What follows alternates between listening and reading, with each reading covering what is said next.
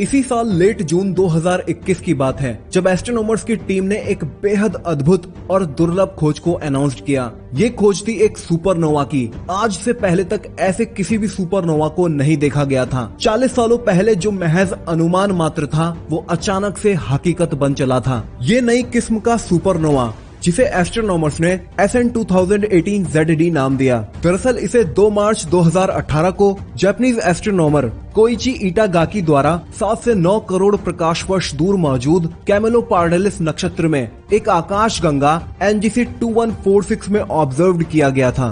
लगभग 3 सालों तक चली ऑब्जर्वेशंस के बाद एस्ट्रोनॉमर्स की टीम ने अपनी इस रिसर्च को फाइनली 28 जून 2021 में जर्नल नेचर में पब्लिश किया। इस स्टडी के लीड ऑथर दाइची हिरामात्सु का कहना था कि हमने SN2018 ZD सुपरनोवा को हर एस्पेक्ट में स्टडी किया था, जिसके बाद जो नतीजा सामने निकल कर आया वो इसे एक इलेक्ट्रॉन कैप्चर सुपरनोवा ही दर्शा रहा था। अब सवाल ये उठता है कि होता क्या है इलेक्ट्रॉन कैप्चर सुपरनोवा? तो बहुत कम ही सही, लेकिन वैज्ञानिकों को ऐसे सबूत मिले थे कि ब्रह्मांड में ऐसे तारे मौजूद हो सकते हैं जो इलेक्ट्रॉन कैप्चर सुपरनोवा का कारण बन सकते हैं। इन तरह के तारों को एस्ट्रोनॉमर्स ने सुपर AGB स्टार्स नाम दिया। एक super AGB star intermediate mass वाला, तकरीबन सूर्य से 7.5 से 10 गुना द्रव्यमान रखने वाला रेड सुपर जायंट श्रेणी का तारा होता है।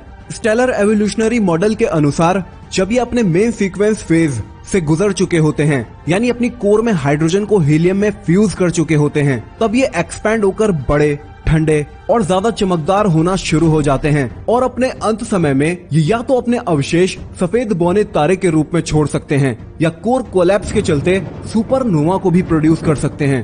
इन सुपर AGB स्टार्स में AGB का मतलब एसिम्प्टोटिक जायंट ब्रांच से है, जो हर्ट्ज-स्प्रंग रसल डायग्राम में उस रीजन को दिखाता है जहां ये इवॉल्व होते कूल लुमिनस स्टार्स ज्यादा संख्या में मौजूद होते हैं। और हर्ट्ज-स्प्रंग रसल डायग्राम दरअसल सभी प्रकार के तारों के बिखराव को दिखाता है, जिसमें सभी क्लास के तारों का उनके एब्सोल्यूट मैग्नीट्यूड या कहें उनके लुमिनिसिटीज और उनके इफेक्टिव टेम्परेचर्स के चलते उनका क्लासिफिकेशन किया गया है। और जब बात आती है इन AGB स्टार्स की, तो ये बेहद ज्यादा चमकदार रेड जायंट स्टार्स होते हैं।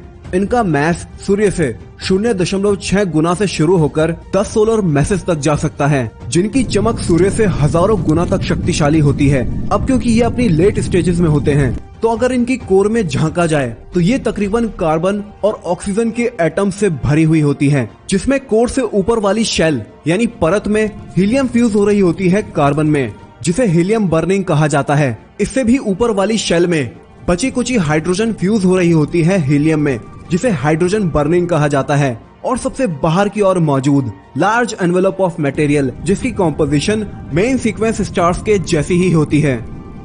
वहीं सुपर AGB स्टार्स, जिनकी प्रॉपर्टीज AGB स्टार्स के जैसी ही होती है, लेकिन थोड़ा और ज्यादा मैस रखने के चलते इन्हें सुपर AGB स्टार्स कहा जाता है। इन तारों की मैस रेंज जो शुरू होती है, उसमें ये 7 सोलर मैसेज से होते हुए 10 सोलर मैसेज या उससे ऊपर तक भी जा सकती है। इसी के चलते इन्हें रेड जायंट स्टार्स से थोड़ा ऊपर उठकर रेड सुपर जायंट स्टार्स भी कह दिया जाता है। इसी थोड़े और ज्यादा मैस के चलते ये फुल फ्यूजन प्रोसेस यानी पूरी हीलियम को और ज्यादा हैवियर एलिमेंट्स में फ्यूज करने के काबिल हो जाते हैं। और ट्रिपल अल्फा प्रोसेस के दौरान, यानी जिस दौरान हीलियम के 3 न्यूक्लियाई फ्यूज होकर मोस्टली कार्बन न्यूक्लियाई को ही बनाते हैं, पर कभी कभी इस प्रोसेस के दौरान कार्बन से ज्यादा हैवी एलिमेंट्स भी प्रोड्यूस हो पाते हैं, जैसे कि ज्यादातर ऑक्सीजन के साथ साथ मैग्नीशियम, नियॉन और इससे ज्यादा हैवी एलिमेंट्स भी।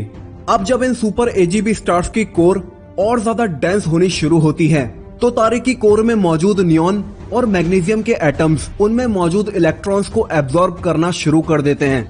ये होता कैसे है, आइए इसे समझते हैं। एक एटम अलग अलग शेल यानी परतों से मिलकर बना होता है। मिसाल के तौर पर K shell, L shell, M shell.